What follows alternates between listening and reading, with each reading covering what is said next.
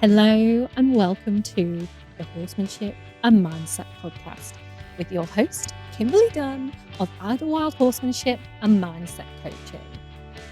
This podcast is here to bring you the very best in tips, tricks, and advice to help you better understand yourself, your mindset, and your horse, because your horsemanship starts with you. Let's go.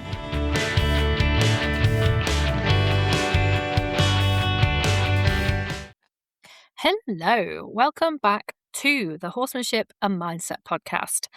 I'm delighted to have you here. I hope you are well. I hope all is well in your horsey world.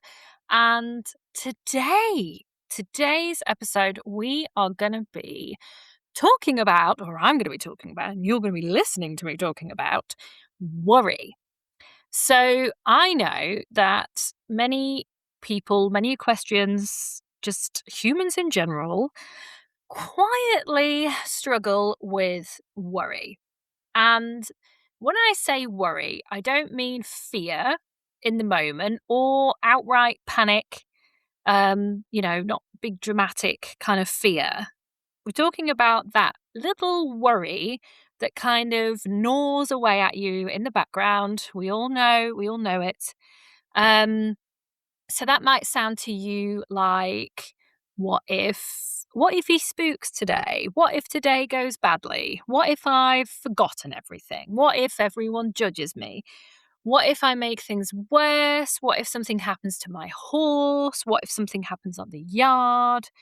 And usually that those thoughts, those worries then have like a physical kind of effect or feeling that might be maybe some kind of, it might bring a bit of tightness in your chest or a feeling in your throat or just generally something unfun. But if this is you and you can relate, please know you are not alone in this. It is very common.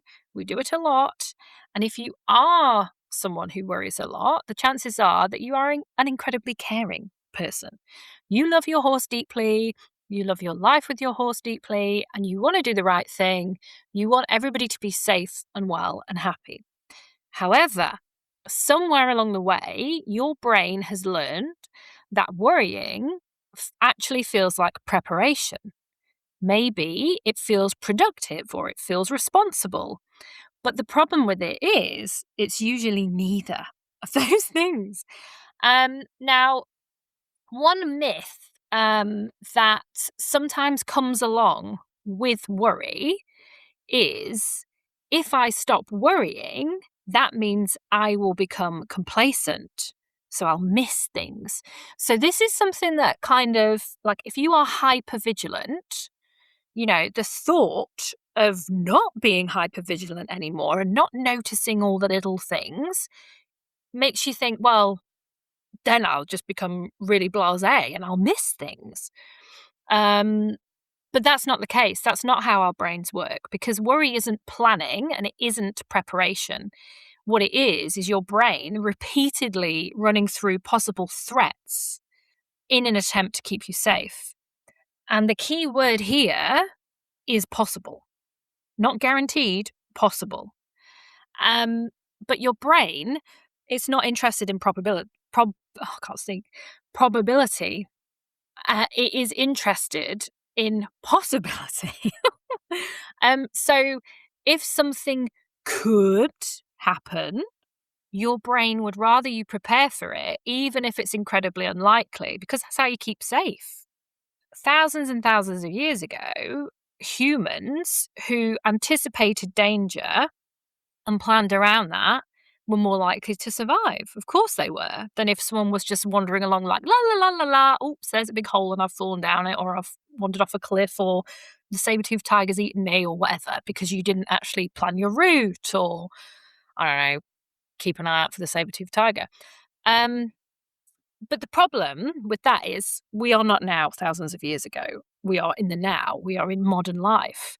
And so you are worrying about an upcoming lesson or a hack or a competition or whatever as if it could be genuinely life-threatening, when actually it's not.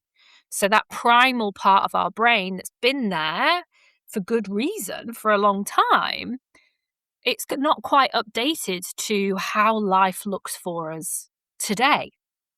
So let's talk about what is actually happening on a literal level inside your brain with worry. So, when you begin worrying, your brain's threat detection system, which is the amygdala, it's like a little almond shaped bit of your brain in the bottom, it starts scanning for danger. And that part of your mind does not know the difference between a tiger and your horse potentially napping, let's say at the arena gate, or trying to leave the yard. And so your body will then start producing stress hormones like cortisol and adrenaline. And then what happens is your heart rate will change, your breathing will become shallower, your muscles tighten, your attention narrows. And then something really interesting happens, which is your brain develops what is called attentional bias. Attentional bias. So, in simple human terms, what that means is you start noticing everything that confirm your worries. Okay? So, if your horse looks at a bush, if they so much as look at a bush, you think to yourself, see, he's spooky today. I knew he would be. If he lifts his head, I knew something was wrong. If someone happens to glance in your direction, oh, look, they're judging me. I knew they would. And your brain becomes like Google. Whatever you search for, it finds you more of that. Okay? So if you search for danger, if you're typing danger in your little search box, it will happily provide you with page after page of evidence, which is incredibly unhelpful when actually all we would like to do is go and enjoy a horse. Okay? Crackers.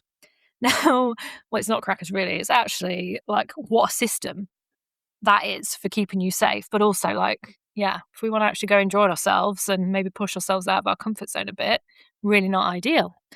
So, the trouble with that is, like, even more trouble, our horses are experts at reading us. Not because they're mind readers, but because, as I've spoken about before in previous episodes, they are prey animals. And they have evolved to notice the smallest changes in us, in our breathing, in our posture, our muscle tension, our movement, the energy that we emit.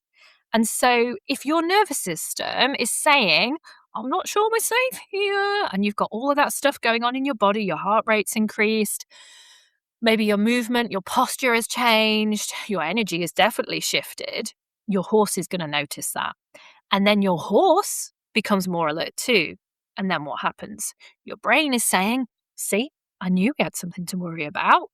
And there's your cycle. That's the horse human cycle that I've talked about before when it comes to nervous system stuff.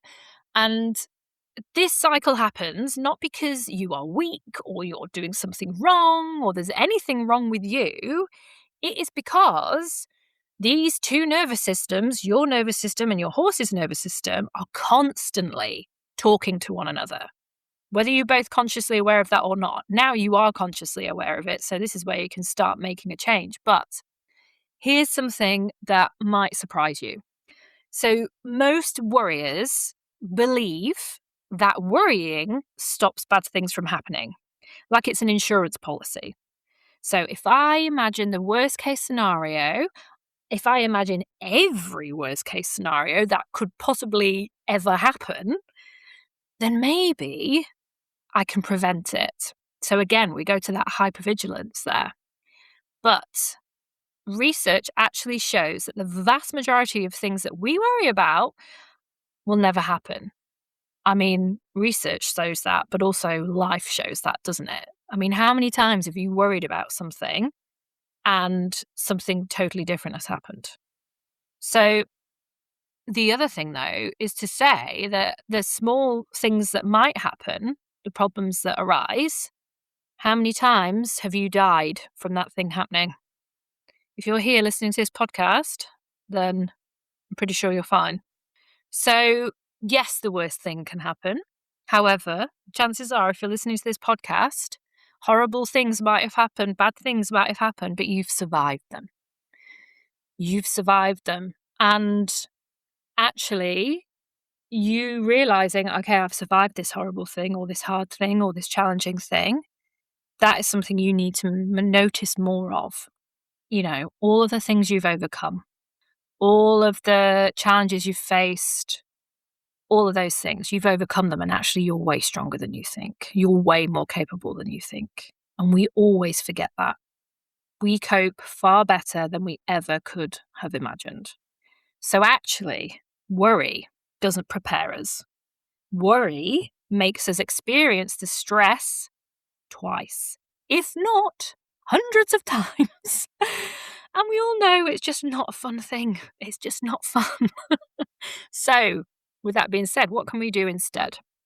So, first of all, notice when you are worrying. And I say this not so that you can judge yourself, not so you can berate yourself about it, be like, oh, here I go again. It is for you to become aware, because you cannot change what you do not notice. You cannot change what you don't notice. So I want you to then ask yourself, once you've noticed that, ask a question. Is this happening right now? Is this what's happening right now in this moment? Or is this something my brain is imagining? Is this a story I'm telling myself that isn't actually fact? Because that one question can instantly pull you back to the present moment. Third, separate facts from stories. For example, the fact is my horse spooked once at that corner. Okay. So then the story that you'll tell yourself is, oh, he's definitely going to explode there again. So the difference is the fact is there to help us make sensible decisions, but stories often keep us stuck. Okay. Another technique that I love using is the what if question. And I've spoken about this before. So instead of asking yourself, what if everything goes wrong? What if this happens? What if that happens? Switch the what if. So, what evidence? So you can ask yourself, what if this goes better than I expect? What if actually we have a really lovely ride? What if we get on really well today? What if we make loads of progress? And then the other thing you can ask yourself as well is, what evidence do I have what evidence do I already have that I can handle whatever happens? Because let me tell you, you will have evidence. You've just never paid attention to it before. Okay. So in doing that, you're giving your brain a different job. So instead of your brain looking for all that danger and all signs that things could go wrong, you are instead searching for capability. You are searching instead. So whereas your brain was like off on a little hunt for all those things that can go wrong, or it was like away Googling all the scary things, you're then like, oh, hang on, actually, I'd rather you do this instead. So you're turning the attention. So actually, I want you to Google all the challenges I've overcome and examples where I've stepped up. So you give it a different job. And then it starts searching for, oh, yeah, actually, yes, you did do this and you can do that. And you've done this before. Or you survived that. Or actually, yeah, what if we created an image where, oh, look, we had the best time. Oh, look, we won that class. Oh, look, we had an amazing hack. See how you turn that attention there. You turn the spotlight away. I hope that made sense. There's a few analogies in there for you.